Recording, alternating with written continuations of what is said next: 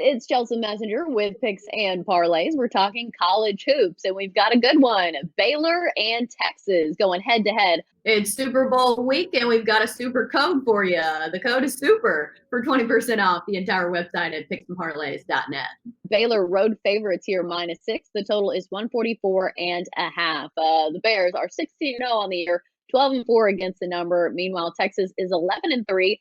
6-8 against the spread. And Shaka Smart is supposed to be back for this one after dealing with COVID. So this is a big matchup here between two top 10 teams. And we've got one of our top experts to break this one all down for us. Craig Trapp joining us. Craig, what stands out to you when you see Baylor and Texas going head to head? Two top 10 teams. It's that, Big 12, that time of year where you just get some of the Titans swearing off. And Baylor, I mean, I think they're the best team in the country. I really do think they're better than Gonzaga. But, I mean, we were supposed to see that early in the year, but because of COVID, of course, it got canceled. But I really like this Baylor team. There's a lot to like with Texas as well. But the one thing, they haven't been good for me when I've bet with them. They're just 2-7 against the spread at home this year. And I was on a couple of those losers, so that kind of has a sour taste in my mouth. Where on the other hand, Baylor, I've put them to the test on the road a bunch, and they've been great. 4-1 against the spread on the road. And I think they get it done again here tonight. I know Shaka's coming back. Texas had some other players missed COVID in that Oklahoma game. So even though they almost beat Oklahoma, they didn't. They fell short. So you have to feel like Texas will be a little better in this one.